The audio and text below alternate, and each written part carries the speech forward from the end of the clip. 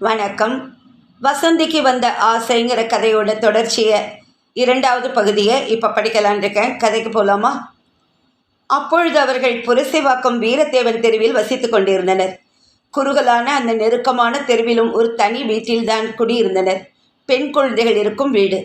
ஒண்டி கொடுத்தனம் சரிப்பட்டு வராது என்று அந்த காலத்திலேயே அப்பா சதாசிவம் ஒரு ஓட்டு வீட்டை வாடகைக்கு எடுத்திருந்தார். அவர் காலத்தில் மிக குறைந்த வாடகைக்கு கிடைத்த அந்த வீடு அவள் தலையெடுக்கும் காலத்திலே 150 ரூபாய் வாடகையை விழுங்கி கொண்டிருந்தது. அவரது முப்பாட்டன் அந்த பகுதியிலே ஒரு பிரபல வழக்கறிஞராக கொடிக்கட்டி பறந்தவர் என்று அப்பா அடிக்கடி பெருமையாக சொல்லிக் கொள்வதுண்டு. தாம் சம்பாதித்த லட்சங்களை தம் காலத்திலேயே அழித்துவிட்டு போன அவர் தமது கருத்த நிறத்தையும் புத்திசாலித்தனத்தையும் பாரம்பரிய சொத்தாக விட்டு போயிருந்தார். தங்கை மாலதியும் அண்ணா சந்திரசேகரனும் அம்மாவின் தாழம்பு நிறத்தை எடுத்துக்கொண்டு மூக்கு மொழியுமாக பார்க்க அழகான தோற்றமுடையவர்களாக பிறந்து விட்டிருந்தனர். அதுவும் மாலதி அண்ணாவை விட இன்னும் நிறத்திலும் அழகிலும் ஒருபடி மேலாகவே இருந்தாள். அண்ணா சந்திரசேகரன் புத்திசாலித்தனத்தில் முப்பாட்டனை கொண்டு விட்டிருந்தான். உபகார சம்பளத்திலே படித்து கல்லூரியில் தங்கப்பதக்கங்களை பரிசாக பெற்ற புத்திசாலி பையன் பெரிய நிறுவனத்திலே வேலையும் கிடைத்து விட்டிருந்தது. மாலதிக்கு அழகு ஒன்றுதான் பெரிய சொத்தாக அமைந்து விட்டிருந்தது. படிப்பில் அவள் சுமார்தான். பிஏ பரீட்சையில் 2 தடவை தோற்றுவிட்டு மேலே படிக்க மறுத்து வீட்டோடு தங்கிவிட்டிருந்தாள். நிறத்தை கொடுத்த முப்பாட்டன் தன் மூளைத்திறனையும் வசந்திக்கு தந்துவிட்டிருந்தார். அண்ணாவைப் போலவே அவள் நன்றாக படித்தாள். பிஏ முடித்து தட்டெழுத்து சுருக்கெழுத்துகளில் தேர்ந்து ஒரு வேலையிலும் அமர்ந்து விட்டாள். அப்பா ஓய்வடைந்த சமயம்தான் அவருக்கு பயங்கரமான சர்க்கரை வியாதி பிடித்து கொண்டிருப்பதை எதேச்சியான ஒரு வைத்திய பரீட்சையில் கண்டுபிடித்தார்கள். கல்யாணத்திற்கு நிற்கும் 2 பெண்களையும் எப்படியாவது நல்ல இடங்களில் கொடுத்துவிட்டு அண்ணாவுக்கு கல்யாணம் செய்து வைத்துவிட்டால் தமது பொறுப்பு குறைந்துவிடும் என்ற ஆசை அப்பாவுக்கு. கால் செருப்பு தேய பல இடங்களில் பெண்களுக்கு வரன் பார்த்து கொண்டிருந்தார். அந்த சமயம் அந்த துர்பாக்கியம் நிகழ்ந்துவிட்டது. யாரை அவர்கள் குடும்பமே தூணாக நம்பிக்கொண்டிருந்ததோ அந்த தூண் அவளது அண்ணா சந்திரசேகரன் மஞ்சள் காமாலையால் பீடிக்கப்பட்டு ஆஸ்பத்திரியில் அனுமதிக்கப்பட்டவன் திரும்பாது போய்விட்டான். புத்திர சோகத்தின் கொடுமையை தாங்க முடியாத அம்மாவுக்கு சில நாட்களில் மாரடைப்பு வந்துவிட்டது. ஆஸ்பத்திரி, டாக்டர் என்று தளபுடல் பட்ட வாழ்க்கை அவர்களது சேமிப்பெல்லாம் கரைத்துவிட்டு அடிக்கடி மார்வலி என்று சுருண்டு படுத்துக்கொள்ளும் அம்மாவையும் ஏக்க பார்வையுடன் வாசல் திண்ணையில் கட்டு பத்திரிகையுடன் உட்கார்ந்திருக்கும் அப்பாவையும் விட்டு போயிருந்தது. அப்பாவின் பென்ஷன் என்ற சிறு தொகையும் அவள் சம்பளமும் தான் இப்போது குடும்பத்தை நடத்தி கொண்டு போக உதவியது. வீட்டு வேலைகளை மாலதி கவனித்து கொண்டாள் என்றாலும் எத்தனை நாளைக்கு வயது வந்த 2 பெண்களை வைத்துக்கொண்டு நோயாளியாகிவிட்ட பெற்றோர்கள் காலத்தை கடத்த முடியும்? அண்ணாவின் வருஷ திவசத்திற்கு பிறகு அப்பா மறுபடியும் ஜாதக கட்டை கையில் எடுத்துக்கொண்டார். மூத்தவளுக்கு வேலை கையில் இருக்கிறது. வேலைக்கு போகிற பெண் வேண்டும் என்ற இடத்திலிருந்து கட்டாயம் ஒரு வரன் கிடைத்துவிடும். இளையவளுக்கு அழகு இருக்கிறது. அம்மாவின் நகைகளையும் வீட்டில் இருந்த வெள்ளி பித்தளை பாத்திரங்களை கொடுத்து வாங்கி சேமிப்பிலிருந்து கொஞ்சம் பணம் எடுத்து ஒரு எளிமையான திருமணத்தை நடத்தி முடித்து விடலாம். மணக்கோட்டைகள் பல கட்டினார். வரன்கள் பல வந்தன. அக்காவையும் தங்கையையும் மாற்றி மாற்றி வந்தவர்கள் காலில் விழுந்து வணங்கி பஜ்ஜி சொஜ்ஜி பரிமாறினார்கள். பெண் சுத்த கருப்பு. வரதட்சணையாவது தாராளமாக கொடுக்க முடிந்தால் யோசித்து பார்க்கலாம். என்ன வேலை? ஹைகோர்ட் ஜட்ஜாவா இருக்கா? ஏதோ ஒரு கம்பெனியில் கிளார்க். 400 ரூபாய் காசு எங்கள் வீட்டு செலவுக்கு ஒரு சொத்துக்கு கட்டுப்படியாகாது. ரொம்பவும் துச்சமாக தூக்கி எறிந்துவிட்டு போனார்கள். அப்பா, எனக்கு கல்யாணமே வேண்டாம் என்று அவள் எத்தனையோ தடவை வெளிப்படையாகவே சொல்லிவிட்டிருந்தாள். ஆனாலும் பெத்த மனம் கேட்கவில்லை. பத்திரிகை விளம்பரம் ஒன்றும் சதாசிவம் எழுதி போட்டார். பதில் வந்தது. பெண் பார்க்கும் படலமும் துவங்கியது. பையனுக்கு விதவை தாய் மட்டும்தான் இருந்தாள். சாதாரண குடும்பம். சொத்து என்று எதுவும் கிடையாது. நல்ல கம்பெனியில் வேலைக்கு அமர்ந்திருக்கிறான். 1000 ரூபாய் சம்பாதிக்கிறான். பார்க்க லட்சணமானவன். தங்க நிறம் என்று பல தகுதிகளுடன் சுங்குடி சேலையில் பருமனாக கண்களில் கடுமை தெறிக்க வந்த அம்மாவுடன் கூட ஒரு உறவுக்கார தம்பதிகளுடன் பெண் பார்க்க வந்தனர். சமைக்க தெரியுமா? பாடத் தெரியுமா? ஏதாவது வாத்தியங்கள் வாசிக்கும் பயிற்சி உண்டா? இந்த வேலையில் சம்பள உயர்வு உண்டோ? பல கேள்விகளை கேட்டு துளைத்து விட்டாள் பையனின் அம்மா. நமஸ்கரித்துவிட்டு எழுந்து முரளியை பார்த்தபோது மனது லேசாகி விட்டிருந்தது அவளுக்கு. உண்மையில் கடிதத்தில் விவரித்தபடி ஆள் வாட்ட சாட்டமாக பார்க்க கொஞ்சம் அழகாகவே இருக்கிறாரே. அவள் முகத்தை பார்த்தபோது அவன் திடுக்கிட்டு போனான். விளக்கெண்ணெயை குடித்தவன் போல முகத்திலே ஒரு வெறுப்பு. இந்த பெண்ணை எனக்கு பிடிக்கலை என்று பார்வை பறை அறிவித்தது. தலைவலி என்று அம்மா அடுப்பங்கரை கப்பால் நின்றபடி எட்டி பார்த்து கொண்டிருந்தாள்.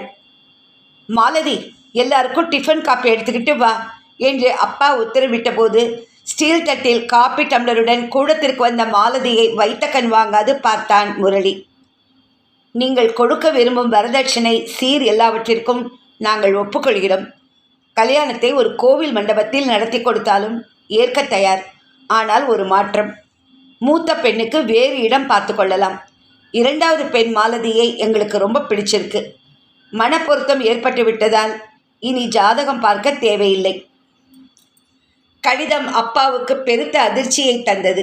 அம்மா மார்வலியுடன் முனகினாள். அம்மா, நான் வேலைக்கு போகிற பெண். இப்போ சத்தியா என் சம்பளம் இந்த குடும்பத்துக்கு ரொம்பவும் தேவை. அதனால் மாலதியை இந்த வரனுக்கு கொடுத்துருங்கோ. மூத்த பெண்ணை வச்சுட்டு இளையவளுக்கு கல்யாணமா? அம்மா தயங்கினாள். அதெல்லாம் அந்த காலம். மாலதி வீட்டில் சும்மா உட்கார்ந்து கொண்டிருந்தால் கல்யாண வயதையும் தாண்டி விடுவாள்.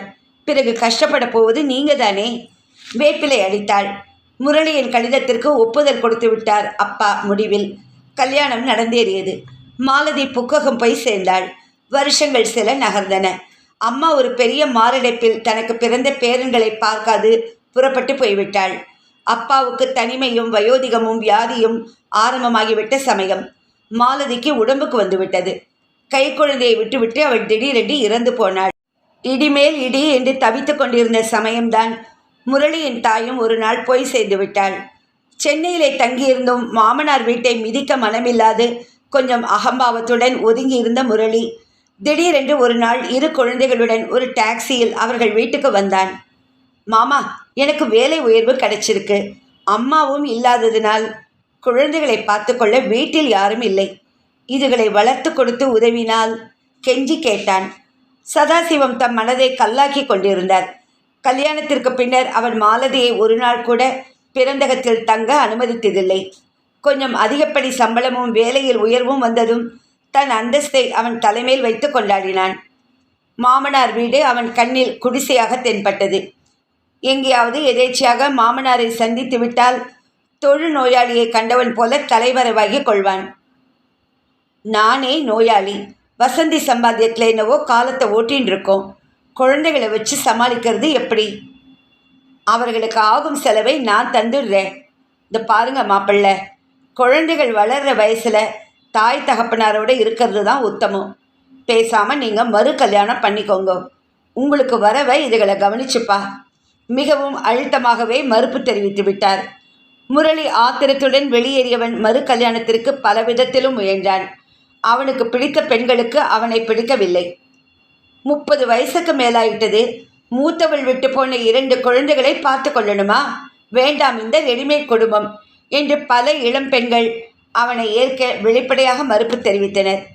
வரதட்சணை சீர் என்று இடர்கள் பல இருந்தும் படித்துவிட்டால் பெண்களும் மாப்பிள்ளைகளை தங்கள் இஷ்டத்துக்கு தக்கபடி பொறுக்க துவங்கி விட்டார்களே.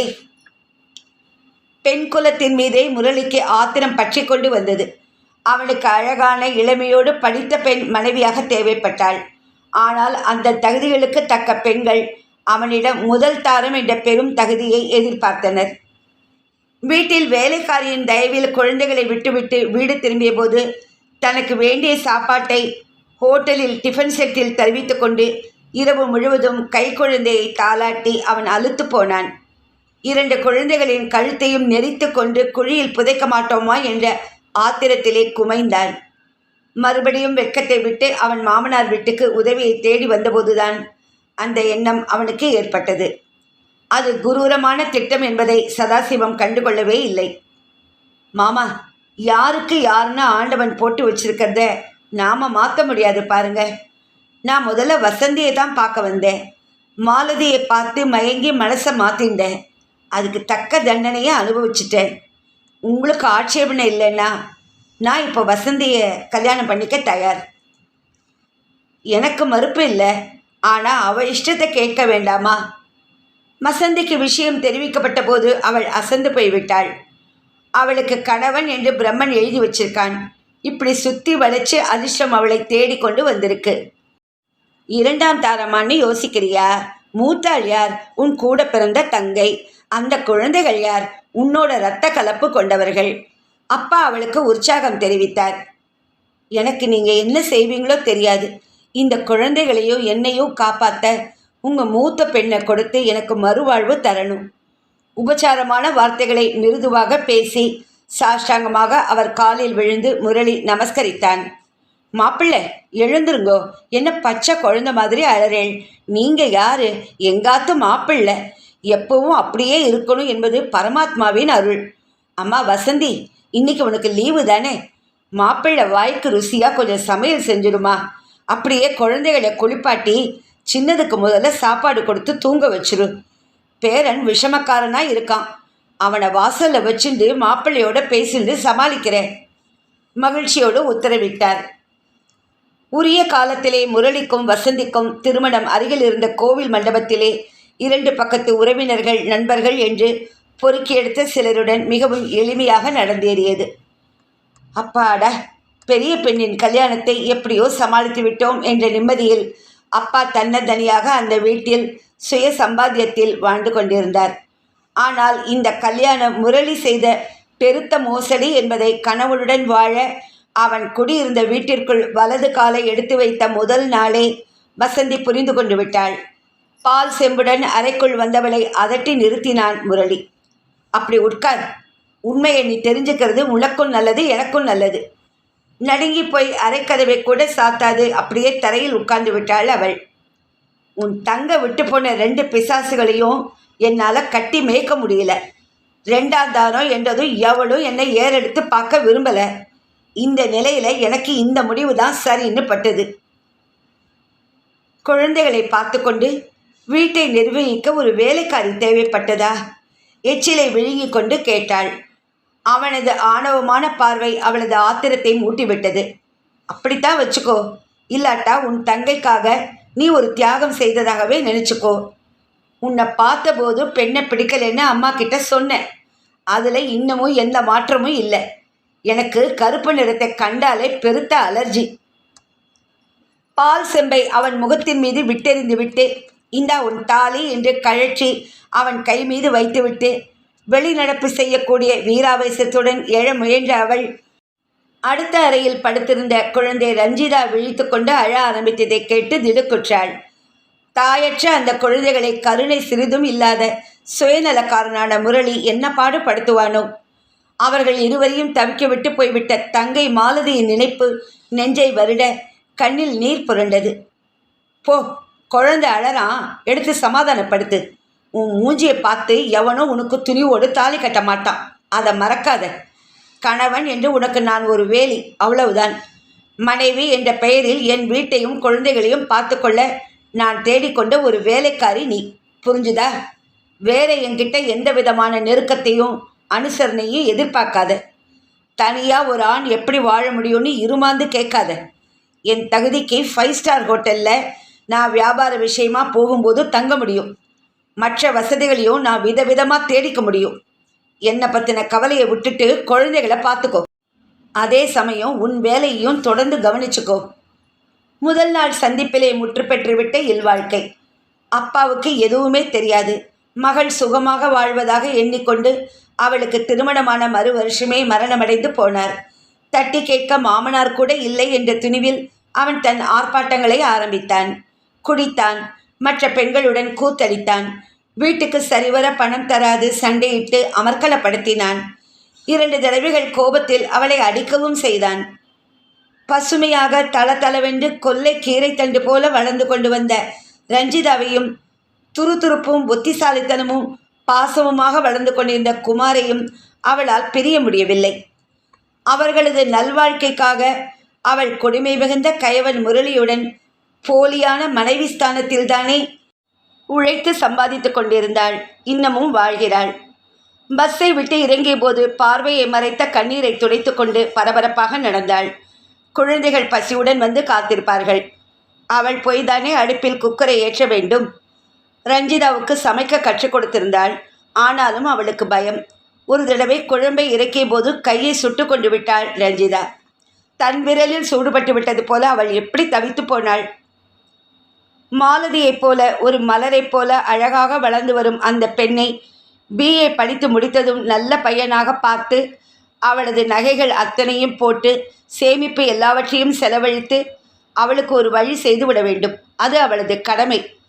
மாலதியை திடீரென்று நினைத்து கொண்டாள். நெஞ்சை வேதனை இருக்கியது. தங்களை பெற்றவள் அவள் அல்ல என்பதை குழந்தைகள் ரொம்ப காலமாகவே அறிவார்கள். ஆனாலும் அம்மா என்றுதான் அழைத்தார்கள். அம்மா, உங்களுக்கு இந்த புடவை எத்தனை அழகா இருக்கே என்று வியந்து கொண்டு கொஞ்சினாள் ரஞ்சிதா. அம்மா, உங்களை போல ருசியா சமைக்கிறதுக்கு இன்னொருத்தி பிறக்கணுமா என்று பாராட்டினான் குமார். தங்கையை விட அவன் ஒரு படி மேலே அவளிடம் பாசம் காட்டினான். பெறாத குழந்தைகள் இரண்டும் அவளை அம்மா என்று ஆசையுடன் அழைத்து அன்பு செலுத்துகிறார்களே, அந்த ஒரு பாக்கியம் மட்டுமே அவளுக்கு போதுமே. அம்மா, நீங்கள் நாழி கழிச்சு வருவேன்னுட்டு குக்கரை ஏற்றிட்டேன் என்று சொல்லிக்கொண்டு வந்த நின்ற மகனை வாஞ்சையோடு பார்த்தாள். உனக்கு ஏண்டா தலையெழுத்து? இன்னும் ரஞ்சிதா வரலையா? கேட்டு முடிக்கும் முன் வந்துட்டே இருக்கேனேம்மா, உங்களை பார்த்துட்டு ஓடி வரேன். அதுக்குள்ளே நீங்கள் எத்தனை வேகமாக நடக்கிறீங்க தெரியுமா? சிரித்தபடி பின்னால் வந்து கழுத்தை கட்டி கொண்டாள் ரஞ்சிதா. பாசமிக்க அந்த இரு குழந்தைகளையும் விட்டு அவள் வெளியேற முடியாதே. அம்மா, இடி இடிக்கிறது, பயமாக இருக்கு என்று பச்சை குழந்தையாக இருக்கும்போதே கட்டிலில் அவள் பக்கத்தில் கழுத்தை கட்டிக்கொண்டு உறங்கும் ரஞ்சிதா இன்னமும் குழந்தையாகவே அவள் பக்கத்திலே தான் கொஞ்சிக்கொண்டே உறங்குகிறாள். இரவிலே கொடி போல அவள் கழுத்தை தழுவும் அந்த கையை தூக்கி அப்பால் போட்டுவிட்டு புரண்டு படுக்கக்கூட வசந்திக்கு மனம் வராது. குழந்தைகள் இருவரும் அவளது ஆதரவை மிகவும் நம்பியிருக்கிறார்களே. முரளியின் கொடுமையை எதிர்த்து அவள் அவர்கள் இருவரையும் தவிக்க விட்டு எப்படி வெளியேறுவாள்? குழந்தை பாசம் அவளை வலை போட்டு தங்களிடையே சிக்க வைத்து கொண்டிருந்தது. குளியலறை ஷவரை திறந்தாள். அவளது கண்களும் நீரை பொல பொலவென்று கூடவே உதித்தன. மாலதி, பயப்படாத, உன் குழந்தைகளை நான் விட்டுட மாட்டேன். தனக்குள்ளேயே பேசியபடி அவள் தேம்பினாள். அதற்கு பின் நாட்கள் எத்தனை வேகமாக மறைந்தன. வசந்தி சொன்னபடியே திரும்பி பார்க்கும் நேரத்தில் வந்துவிட்டது போன்று குழந்தைகள் இருவருக்கும் தேர்வு நாட்கள் நெருங்கி வந்து கொண்டிருந்தன. முரளி வீட்டை பற்றி கவலையின்றி வியாபார சம்பந்தமான வெளியூர் பயணங்களில் அடிக்கடி ஈடுபட்டு கொண்டிருந்தான். குழந்தைகளை பொறுத்தவரை அவர்களுக்கு நிம்மதியான சூழ்நிலை அது. பரீட்சைக்கு படிக்கிறாரோ துரை, கூட்டா காது கூட கேட்காமல் அப்படி ஆழ்ந்து போய் விட்டிருக்கிறாரே. காரில் இருந்து பிரீஃப் கேஸை தூக்கிட்டு வாடா, கொண்டு போய் மாடியில் என் அறை மேஜை மேலே வை. அம்மா கடைக்கு சாமான் வாங்கி வர அனுப்பினாளா? முதல்ல என் வேலையை செய். என்ன, ராத்திரி சாப்பாட்டுக்கு காய்கறி தேவையா? நான் தான் வெளியில் விருந்துக்கு போயின்னு இருக்கேனே. ஆமாம், மறந்துட்டேனே, வீட்டில் 3 பெரிசாலிகள் எல்லாத்தையும் முழுங்க உட்கார்ந்துட்டு இருக்கேன். முதல்ல பிரீஃப் கேஸை கொண்டு வச்சுட்டு அதுக்கப்புறம் உங்கள் வயிற்று பாட்டுக்கு வேண்டியதை கவனிக்கலாம். நான் சம்பாதிக்காட்டா இந்த பங்களா சுகம், இந்த சாப்பாடு, பளிச்சுன்னு போட்டுக்க துணி, இதுகள் உங்களுக்கு எப்படி கிடைக்கும்? உங்கள் ஆத்தா சம்பாதிக்கிற இந்த 1000 ரூபாயில் பிடித்த போக வரதை வச்சுண்டு நீங்கள் இந்த விலைவாசியில் மரத்தடியில் குடிசை போட்டுட்டு வாழணும், தெரிஞ்சுக்கோ. என்னடா கல்லூரி மங்கநாட்டமாக முழிக்கிற? சிஏக்கு படிக்கிறோங்கிற திமிர். உன்னை சொல்லி குத்தம் இல்லை. அந்த கருப்பாயின் வேலை இது. என் குழந்தைகளை எனக்கே ஆகாதபடி செஞ்சிட்டாளே ராட்சசி. அப்பா, ஆத்திரம் தாங்காது குமார் கத்தினான் பதிலுக்கு. அரைஞ்சேன்னா பல்லெல்லாம் கொட்டிடு, ஜாக்கிரதை. போடா ராஸ்கல், முதல்ல என் வேலையை செய். கூட்டதும் ஓடி வராட்டா மென்னியை முறிச்சிடுவேன். முகம் சிவக்க நெஞ்சு பதற அம்மா முகத்தை பார்ப்பான் குமார். போ, முதல்ல அவர் காரியத்தை கவனி. அம்மாவின் கண்கள் கனிவுடன் சொல்வதை அவனால் மறுக்க முடியாது. படிச்சியா, சாப்பிட்டியா ஒரு இதமான வார்த்தை கிடையாது. முரளியை ஒத்த உயர்மட்டத்துவாசிகள் தங்கள் குடும்பத்தை மாலை வேளையில் காரில் ஏற்றிக்கொண்டு கடற்கரை, சினிமா என்று பல இடங்களுக்கும் அழைத்து கொண்டு சுற்றி வருகிறார்களே, அதை பார்த்தால் கூட மனிதன் மனம் கொஞ்சமும் அசைந்து கொடுக்கவில்லையே. அவர்களை கவனிக்கும் பொறுப்பு எல்லாம் அம்மாவுடையதாக்கும். காலம் முழுவதும் இந்த மனிதனுடன் நீடித்து அவர்கள் வாழ்வது முறையா? வீட்டில் சதா சண்டை. அப்பா வெளியில் தொலைந்து விட்டால் அப்பாடா என்று நினைக்கும் அளவுக்கு முரளி வர வர மிகவும் மோசமாக நடக்க தலைப்பட்டான். நல்ல வேளை, அவர்கள் இருவருக்கும் தேர்வுக்கு படிக்க விடுப்பு கிடைத்தபோது அப்பா தனது வியாபார சம்பந்தமான சுற்றுப்பயணத்தை மேற்கொண்டு விட்டிருந்தது மிகவும் வரவேற்கப்பட்டது. அம்மா அவர்களது பரீட்சைக்காக தன் அலுவலகத்திலிருந்து 1 வாரம் லீவு எடுத்துக்கொண்டு விட்டிருந்தாள். அப்பா இல்லாத வீடு நிம்மதியில் நிறைந்திருந்தது. கார் வந்துவிடுமே, மாலை கேட்டை திறக்க வேண்டியது அவள் வேலையாச்சே என்ற கவலையின்றி ரஞ்சிதா நகங்களை கடித்தபடி முன் அறையில் புத்தகத்தை படித்தபடி முன்னும் பின்னும் உலாவிக் கொண்டிருந்தாள். சாப்பாட்டறை மேஜை முழுவதிலும் புத்தகங்களை பரப்பிக்கொண்டு தன் சூழ்நிலையை மறந்து குமார் படிப்புடன் ஒன்றிவிட்டிருந்தான். நாழியாச்சு, பசிக்கலையா என்று கேட்டபடி அவள் கன்னத்தை அம்மா தொட்டபோதுதான் ரஞ்சிதா விழிப்புற்றாள். கொஞ்சம் புத்தகங்களை நகர்த்திட்டு தட்டுகளை வைக்கிறேன், ஒரேடியாக படிக்க வேண்டாம், சாப்பிட்டுட்டு கொஞ்சம் 2 பேரும் ஓய்வாக இருங்கோ. அம்மா உபசரித்து மிகவும் கருத்தோடு அவர்களுக்கு பிடித்தமான உணவை பரிமாறினாள். குமார், 10 மணிக்கே எழுப்ப சொன்னியே, எழுந்துருடா கண்ணா, ஃப்ளாஸ்கில் சூடாக டீ போட்டு வச்சிருக்கேன் என்று களைப்பிலை தூங்கிவிட்டவனை எழுப்பி முகத்தை கழுவிக்கொள்ள உதவி சூடான தேநீரை கொடுத்து படிக்கும்போது கொறிக்க பாப்கார்ன் வறுத்து தட்டில் குவியலாக கொண்டு வந்து அருகில் வைத்து உற்சாகப்படுத்தினாள். அம்மா, என் பக்கத்தில் உட்காந்துண்டு உங்கள் கதை புத்தகத்தை படிச்சுக்கோங்க. உங்கள் மேலே இடிச்சுண்டு உட்காந்து படித்தாதான் எனக்கு பரீட்சையில் நல்ல மார்க் வரும். டோன்ட் பி சில்லி ரஞ்சிதா, நீ மட்டும் என்னவா பரீட்சைக்கு போகிறச்ச அம்மாவை எதிர வர சொல்லி வற்புறுத்தி சகுனம் பார்த்துட்டு போவாயே, அது மட்டும் சரி. 2 பேரும் படியுங்கோ, சண்டை வேண்டாம். அவர் இல்லாமல் இப்போவாவது நாம் கொஞ்சம் நிம்மதியாக இருக்கோமே, அதை நினச்சி பார்த்து படியுங்கோ. 3வது செமஸ்டர் அம்மா, நிறைய மார்க் வாங்க ஆசைப்படுறேன். ரஞ்சிதா கொஞ்சிக்கொண்டே அம்மாவின் தோளில் சாய்ந்தபடி பரீட்சைக்கு படித்தாள். அம்மா, இன்னைக்கு எனக்கு பரீட்சை, நான் கிளம்புற போது குரல் கொடுக்குறேன், கொஞ்சம் தெருவுலேருந்து நம்ம வீட்டுக்குள்ளே என் எதிர்பக்கமாக வரணும். குமார் கேட்டுக்கொண்டான். குழந்தைகள் அவள் மீது பாசம் மட்டும் வைத்திருக்கவில்லை, அவளது ஆசையிலும் அன்பிலும் எத்தனை நம்பிக்கை வைத்திருக்கிறார்கள். பரீட்சைக்கு போய் வந்த ரஞ்சிதா அம்மாவை கட்டிக்கொண்டு ஆனந்தத்தில் குதித்தாள். வாயை காட்டுங்க, உங்களுக்கு ஒரு துண்டு சாக்லேட் என்று ஒரு துண்டத்தை அவள் வாயில் திணித்துவிட்டு சிரித்தாள். கட்டாயம் எங்கள் குரூப்பில் இந்த பரீட்சையில் நான் தான் முதல் மார்க் வாங்க போகிறேன். கைகளை தட்டிக்கொண்டு கன்னத்தில் குழிவிழ அவள் சிரித்த அழகிலே தன்னை மறந்து போனாள் அவள். இன்று போல அந்த காட்சி அவள் மனதில் மீண்டும் எழுந்தது. முரளி கோபத்தில் முதுகில் ஓங்கி சாத்தி விட்டிருக்கிறான் போல் இருக்கிறது. 1 வயது கூட நிரம்பாத பச்சை குழந்தை, எலிப்பற்கள் தெரிய, கண்களில் குடமாக கண்ணீர் கொட்ட, வாயை பிளந்து கொண்டு ஓவென்று கதறி அழுததை கூடத்தில் இறக்கிவிட்டு டாக்ஸிக்கு பணம் கொடுக்க போனான்.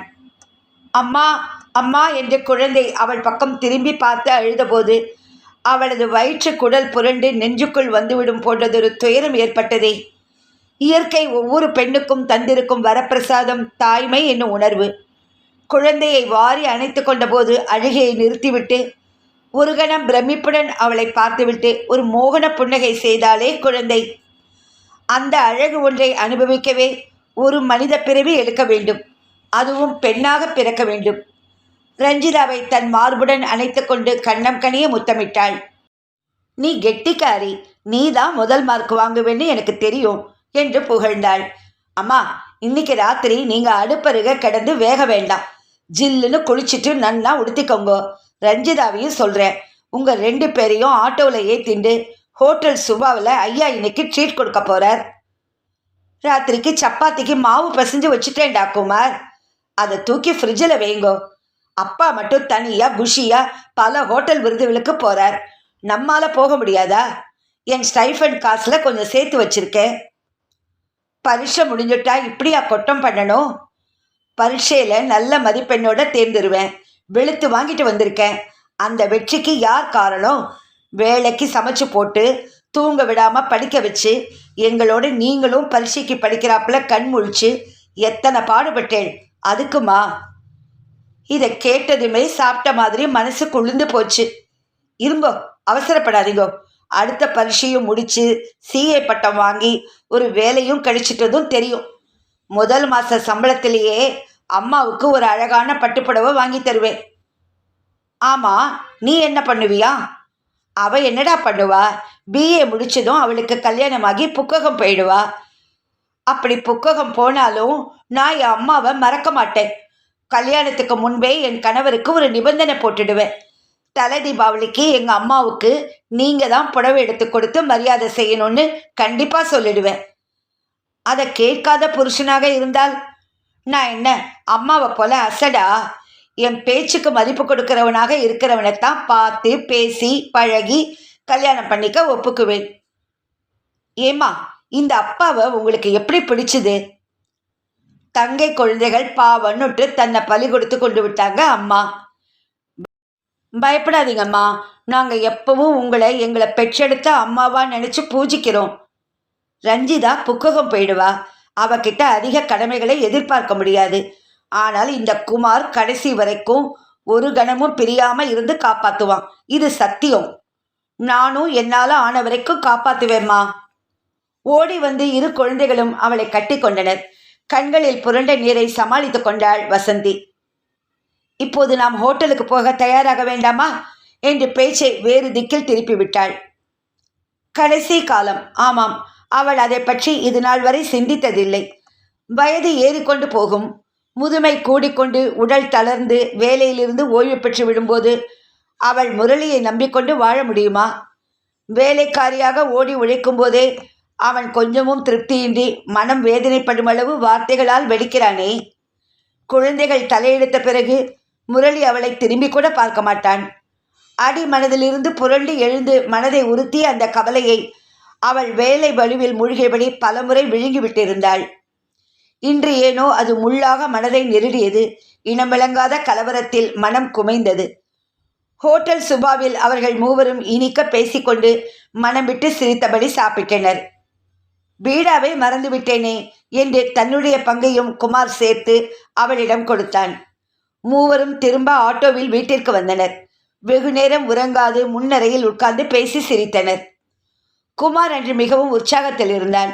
அவனது அலுவலக ஊழியர்களை பற்றியும் அங்கே நடக்கும் பல சுவையான நிகழ்ச்சிகளையும் கண் காது வைத்து மெழுகு பூச்சாக எடுத்துச் சொல்லி அம்மாவையும் தங்கையும் சிரிப்பில் ஆழ்த்தினான். நீங்கள் என்ன பர்பஸை உபயோகிக்கிறீர்கள் என்று அம்மா படத்தை விளம்பரத்தில் போட்டால் கட்டாயம் அந்த பேஸ்ட் படு பயங்கரமாக வித்து போயிடும். அம்மா, நீங்கள் சிரிக்கிற போது முத்து கோத்தது போல பல் எத்தனை வரிசையாக இருக்குது தெரியுமா? எனக்கு அப்படி இல்லைன்னு கொஞ்சம் பொறாமையாக இருக்குது. அப்பாவுடைய சிங்கப்பல் எனக்கும் வந்து விட்டது என்று செல்லமாக சினுங்கி கொண்டு மடியில் தலையை வைத்து கொண்டாள் ரஞ்சிதா. நல்ல வேளை, அப்பாவுடைய சாயலோ குணமோ ஒன்றும் என்னை பிடிச்சிக்கல என்று வேடிக்கையாக சொல்லி சிரித்தான் குமார். முரளி இல்லாத வீட்டில் வெறுமை இருக்கவில்லை. அதற்கு பதில் ஆனந்தமும் அமைதியும் இருந்ததை அவள் உணராமல் இல்லை. பரீட்சை நன்றாக எழுதிவிட்டதில் ஏற்பட்ட அதிக உற்சாகம் காரணமோ, ஹோட்டல் சுபா ஒத்துக்கொள்ளவில்லையோ, இரவு பகலாக படிக்க கண் விழித்ததின் விளைவோ, அல்லது ஊரில் பரவிக்கொண்டு வரும் ஒரு வகை வைரஸ் ஜுரமோ, மறுநாள் காலை எழுந்த குமார் தலையை பிடித்து கொண்டு உட்கார்ந்தான். கண்கள் கோவை பழமாக சிவந்து காணப்படுவதையும் லேசாக அவன் முனகுவதையும் கவனித்த வசந்தி பதறி போனாள். குமார், உடம்புக்கு என்னடா? கேட்டபடி கன்னங்களை தொட்டு பார்த்தாள். நெருப்பாக காய்ச்சல் வீசுவதை உணர்ந்து பயந்து போனாள். என் கண் பட்டுவிட்டது, உடம்பு தன்னலா கொதிக்கிறதே. பேசாம படுத்துக்கோ, ஏதாவது மாத்திரை எடுத்துட்டு வரேன். உள்ளே ஓடினாள். முகத்தை ஈரத்துணியால் துடைத்து வாய்க்கொப்பளிக்க வெந்நீர் கொடுத்து சாதாரண தலைவலி ஜுரத்திற்கு உபயோகிக்க அவள் வீட்டில் முதல் உதவியாக வாங்கி வைத்திருந்த மாத்திரைகள் 2 காப்பியுடன் கொடுத்தாள். கொஞ்ச நேரத்தில் ஜுரம் இறங்கிவிடும் என்ற துணிவில் அவள் வீட்டு வேலைகளை கவனித்த போது மெல்ல எழுந்து குளியலறைக்கு போன குமார் வாந்தி எடுக்கும் சத்தம் கேட்டது. அடுப்பை அணைத்து விட்டு ஓடோடி வந்தாள்.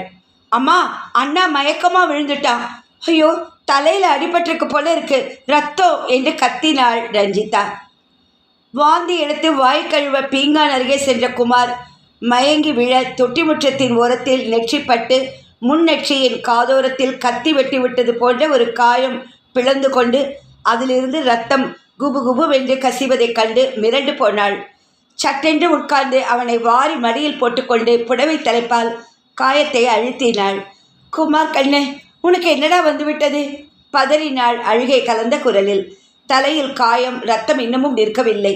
உடல் அனலாக தகிக்கின்றது. இந்த நிலையில் அவள் என்ன செய்வாள்? குடும்ப டாக்டர் கோதண்டம் ஆஸ்பத்திரிக்கு போயிருப்பாரோ? அவரை அங்கே கூப்பிட்டு தொடர்பு கொள்வது அத்தனை சுலபம் இல்லையே. பழிச்சென்று மின்னல் அடித்தது போல ஒரு யோசனை ஏற்பட்டது. உனக்கு ஏதாவது உதவி தேவைப்பட்டால் தயங்காமல் என்னை தொலைபேசியில் கூப்பிடு என்று கணேஷ் சொன்னார். அவரை கூப்பிட்டால், ரஞ்சிதா, பீரோவை திறந்து என் கைப்பையை எடுத்து அதில் கணேஷ் என்று பெயர் போட்ட ஒரு விசிட்டிங் கார்டு இருக்கும், அதை எடுத்துட்டு வா. உத்தரவிட்டாள். மகளுடைய உதவியுடன் அவள் குளியலறை அலமாரியில் முதல் உதவி சாதனங்கள் என்று வாங்கி வைத்திருந்த பஞ்சு, சுருள், பேண்டேஜ் துணி முதலியவற்றால் குமாரின் காயத்தின் மீது அழுத்தமாக ஒரு கட்டு போட்டாள். தாயும் மகளும் அவனை தூக்கி பிடித்து கொண்டு மெல்ல இழுத்த நிலையில் கொண்டு வந்து முன்னரை சோபாவிலே கிடத்தினர். மகள் எடுத்துக்கொண்டு வந்து அவளிடம் கொடுத்த விசிட்டிங் கார்டை பரபரப்புடன் உற்று கவனித்தாள். இந்த நேரம் அவர் அலுவலகத்தில்தான் இருப்பார் என்று அவசரமாக அந்த எண்களை தொலைபேசியில் சுழற்றினாள். எஸ், கணேஷ் ஸ்பீக்கிங் என்ற குரலை கேட்டதும் அவளுக்கு அழுகையே வந்துவிட்டது. மிஸ்டர் கணேஷ், எனக்கு உதவி வேணும், உடனடியாக வேணும். என் பிள்ளை குமார் தலையில் காயம் பட்டு காய்ச்சலோட மயக்கமா. பேச முடியாது அழுகையில் குலுங்கினாள். வசந்தி, என்ன இது? நீ ரொம்ப துணிவானவள்னு நான் நினச்சிட்டு இருக்கச்சே. உன் முகவரியை சொல்லி எழுதிக்கிறேன், 10 நிமிஷத்தில் வந்துடுவேன், பயப்படாத. எனக்கு தெரிஞ்ச என் நண்பன் நர்சிங்ஹோமில் குமாரை அனுமதிச்சிடலாம். கண்களை துடைத்து கொண்டு கவலையுடன் அவள் குமார் அருகே உட்கார்ந்து கொண்டிருந்தாள். நிமிஷங்கள் யுகமாக கழிந்தபோது வாயில் கேட் திறக்கப்படும் ஓசையுடன் கார் ஒன்று உள்ளே வருவதை கவனித்தாள். ரஞ்சிதா கதவுகளை பூட்டி தயாராக நின்று கொண்டிருந்தாள். குழந்தையை வாரி எடுப்பது போல குமாரை கரங்களால் அள்ளி தூக்கி கொண்டான் கணேசன். வசந்தி, வாசல் கதவை பூட்டு. நீ பின் ஆசனத்தில் குமாரை மடியில் படுக்க போட்டுண்டு உட்கார். இவ என் அருகே உட்கார்ந்துகட்டும். படபடவென்று பேசினான். அவனை கண்டதுமே அவளது கவலை பாதியாகியது. அவன் செயல்பட்ட முறையை கண்டதும் மீதி கவலையும் மாயமாகி மனம் லேசாகி போனது. ஆபத்து சமயத்தில் ஓடி வந்து உதவும் நண்பன் போல அன்பிலும் பண்பிலும் உயர்ந்த மனிதனான கணேஷின் காதலை அவள் உதறிவிட்டது எத்தனை பெரிய தவறு. பெற்ற குழந்தைகளை பற்றி சிறிதும் அக்கறை இல்லாது கல்மணம் படைத்த ஒரு கசடனுக்கு தியாகம் என்ற போலியான ஒரு நிலையில் கழுத்தை நீட்டிவிட்டது எத்தனை பெரிய தவறு. வழி நெடுகிலும் பதைபதைத்தபடி கண்களில் புரண்ட கண்ணீரை சமாளித்து கொண்டு மயங்கி கிடந்த குழந்தையை அணைத்தபடி உட்கார்ந்திருந்தாள். சிறிது நேரத்திலே குமார் பகவதி நர்சிங்ஹோமில் அனுமதிக்கப்பட்டான். காயம் தைக்கப்பட்டு கட்டு போடப்பட்டது. காய்ச்சலுக்கு ஊசி போட்டார் டாக்டர். கவலை இல்லை என்று தெரிவித்த போது கணேசன் அவளை பார்த்து புன்னகைத்தான். இப்போ நான் கிளம்பட்டுமா? நீங்கள் 2 பேரும் சித்தை இருந்துட்டு குமார் கண் விழித்த பிறகு வீட்டுக்கு ஒரு ஆட்டோ எடுத்துட்டு போங்க. நான் ஒரு பார்ட்டியோட வியாபார விஷயமா பேசணும். அவசரம், மன்னிச்சுப்பியா? பெரிய கேள்வி. மிஸ்டர் கணேஷ், இந்த உதவியை மறக்க மாட்டேன். தழுதழுத்தாள். ஓங்கி உயரமாக உள்ளத்திலும் உயரமாக தெரிந்த கணேசன் அவர்களுக்கு கையசைத்து விடைபெற்று கொண்டு வெளியேறினான். இவன் சாதாரண மனிதன் அல்ல, அந்த உருவில் ஒரு தெய்வம். இந்த தெய்வத்தை கணவனாக அடைய எந்த பாக்கியவதிக்கு கொடுத்து வச்சிருக்கோ. அவளையும் அறியாது ஏக்க பெருமூச்சாக வெளியேறி கண்கள் துயரத்தில் பனித்தன. இதன் தொடர்ச்சியை அடுத்த பகுதியில் படிக்கிறேன். அடுத்த பகுதியோடு இந்த கதை முடிஞ்சுடுறது.